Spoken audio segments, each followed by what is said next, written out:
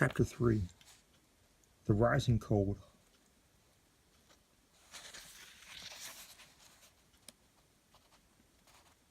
The winter of her 5th birthday was the year she rode upon it for the first time. We found her again, working on a different castle in a different place in the fields, alone as ever. She watched it come and ran to it when it landed, and pressed herself against it. That had been the summer when she had heard her father talking to Hal. They stood together for long minutes until, finally, Adara, remembering Hal, reached out and tugged at the dragon's wing with a small hand.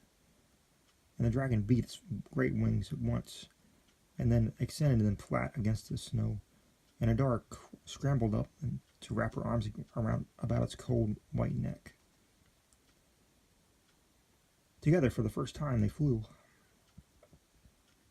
She had no harness or whip, as the king's dragon riders used. At times, the beating of her wings threatened to shake her loose from where she clung, and the coldness of the dragon's flesh crept through her clothing and bit and numbed her child's flesh.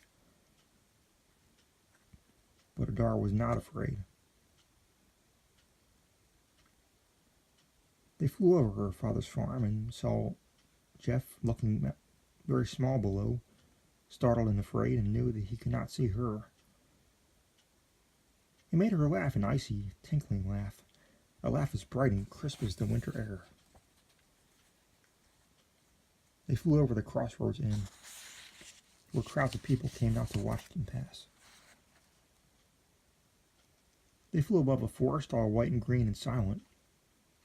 They flew high into the sky, so high that Adara could not even see the ground below, and she thought she glimpsed another ice dragon way off in the distance, but it was not so half-crowned as hers.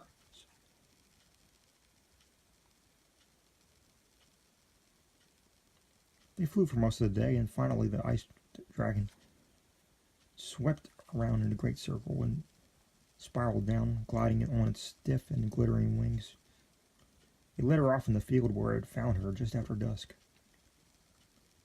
Her father found her there and wept to see her, hugged her savagely. Adara did not understand that, nor why he beat her after he had gotten back into the house.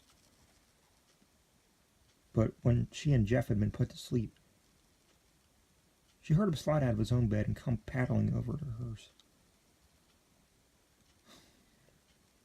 "You missed it all," he said. "There was an ice dragon and it scared everybody. Father was afraid it had eaten you."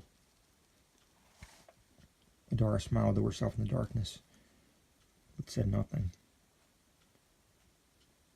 She flew on the ice dragon 4 more times that winter, and every winter after that.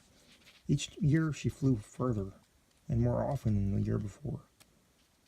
And the ice dragon was seen more frequently in the skies above their farm. Each winter was longer and colder than the one before.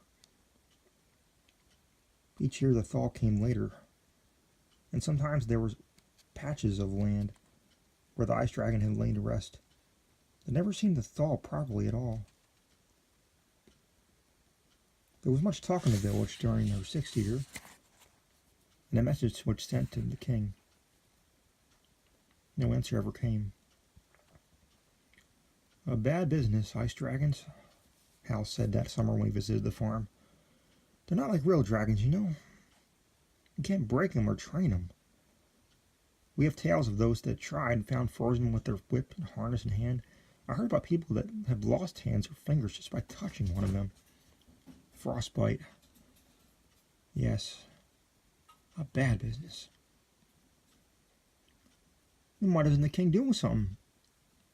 her father demanded. "We send the message. Unless we can kill the beast or drive it away, in a year or 2 we won't have any planting season at all." Hal smiled grimly. "The king has other concerns. The war is going badly, you know. They advance every summer, and they have twice as many dragon riders as we do. I tell you, John, it's bad up there. Some year I'm not going to come back. The king can hardly spare men to go chasing an ice dragon." He laughed. "Besides, I don't think anybody's ever killed one of those things." Maybe we should just let the enemy take this whole province. Then it'll be his ice dragon. But it wouldn't be, Adara thought as she listened. No matter what king ruled the land, it will always be her ice dragon.